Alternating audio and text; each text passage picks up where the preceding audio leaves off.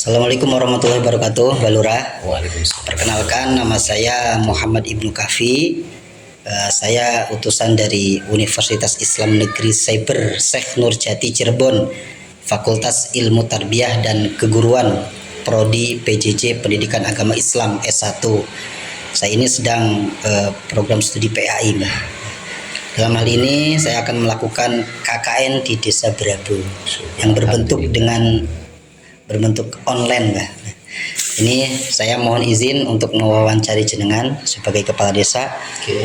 Sebelumnya mohon izin untuk sedikit tentang pribadi jenengan, biodata masalahnya. Sudah berapa lama mungkin menjadi Mbah Lurah? Ya, perkenalkan, untuk nama saya Muhammad Nur Rahim. Saya kepala desa di Desa Brabo, Kecamatan Tanggulharjo, Kabupaten Grobogan, Jawa Tengah. Alhamdulillah, saya menjabat untuk kepala desa dimulai dari tahun 2013 sampai sekarang. Insya Allah kita berakhir di 2027. Alhamdulillah, ini saya sudah menjabat kisaran 12 tahun. 12 tahun, luar biasa. 2 periode gitu. Aman, tentrem, ayem, Mbak. Alhamdulillah. Doa dari para kiai ini. Amin, amin, amin.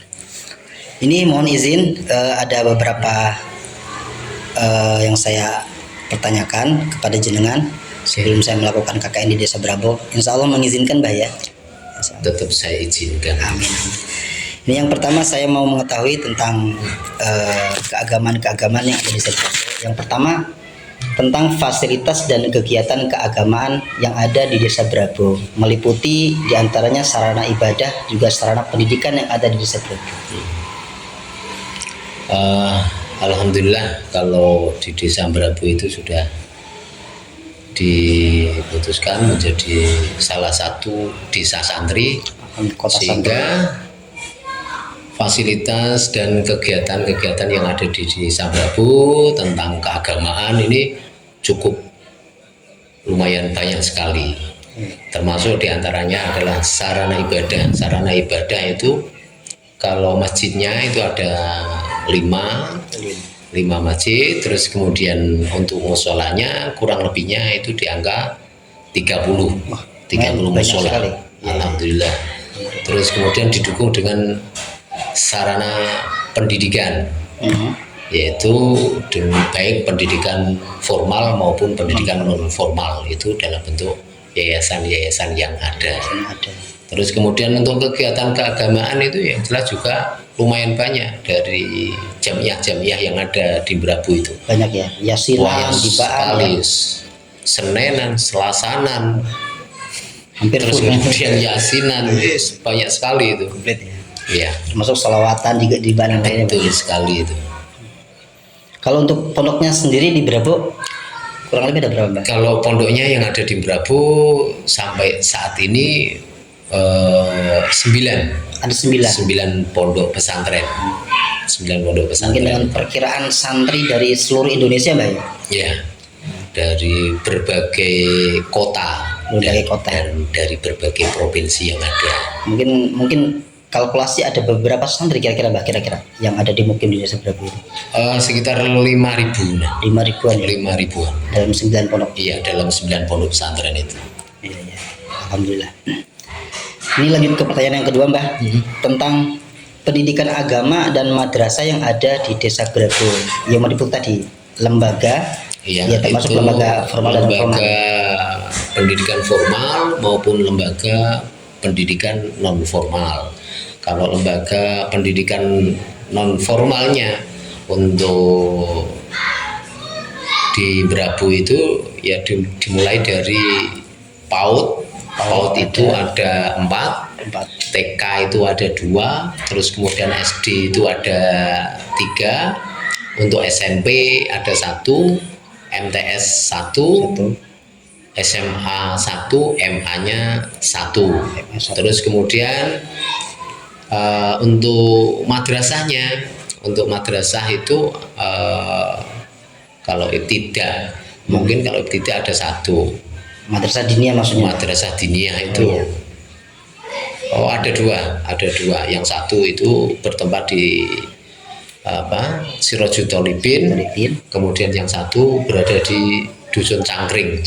Ya, saya lupa namanya. Oh iya. Ya. Terima kasih. Lanjut pertanyaan yang ketiga, Bah.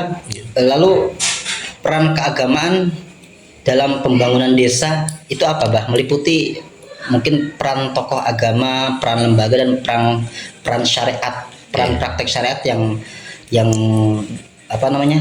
Yang peran dalam pembangunan desa itu apa saja, Bah? Oke. Untuk peran keagamaan dalam pembangunan desa tentunya mengacu kepada yang namanya pembangunan mental spiritual. Iya.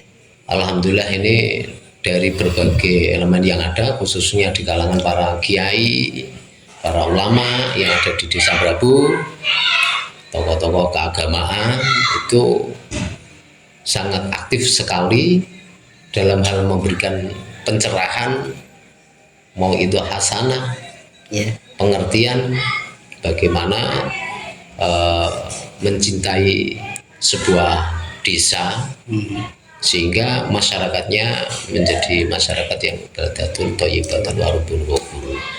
Terus kemudian kegiatan keagamaan terutama dalam lembaga itu sangat menunjang sekali dengan adanya lembaga pendidikan baik yang formal maupun non formal itu, sehingga masyarakat Desa Brabu terlepas dari yang namanya kebodohan, terus dalam hal mencari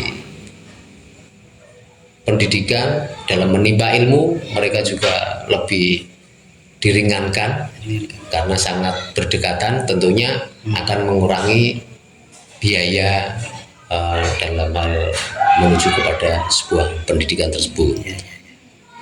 Terus kemudian kaitannya dengan praktek syariat yang ada di Sambrabu, alhamdulillah juga berjalan dengan baik sebagaimana anjuran yang telah disampaikan oleh para tokoh-tokoh agama tersebut, khususnya adalah para kiai, para alim ulama, walaupun ada sedikit juga persoalan-persoalan yang terjadi, terutama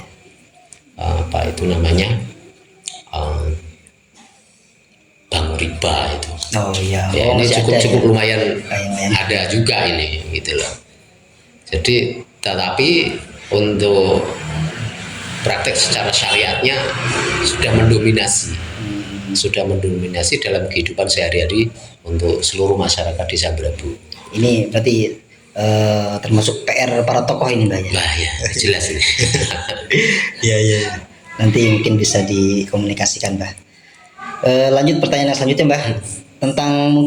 Tentang masalah isu syara yang terjadi di Desa Brabu, mungkin apakah ada baik itu perbedaan tentang keyakinan mazhab atau keyakinan aliran atau tentang kerukunan moral, Mbak? Alhamdulillah kalau isu syara yang ada di Desa Brabu ini aman-aman saja. Ya, ini tidak ada. Terutama dalam hal perbedaan mazhab ini kayaknya selama ini yang saya lihat kayaknya itu tidak ada. Hampir tidak ada, Mbak. Sehingga kerukunan itu terjalin kerukunannya. Sehingga Desa Brabu ini bisa tambah maju dengan adanya kerukunan tersebut itu. Amin. Ini pertanyaan yang terakhir, Mbak. Lalu dukungan apa? Dukungan dari pemerintah.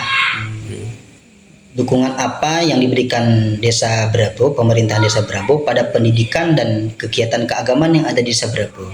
Baik itu meliputi fasilitasnya atau APBD-nya ataupun moralitasnya. Gitu. Alhamdulillah ini kaitannya dengan dukungan dari pihak pemerintah desa itu sudah dimulai dari zaman dahulu itu, di mana ada salah satu tokoh yang ditugaskan untuk bermukim di Brabu, yaitu Mbak Yai Syamsuri.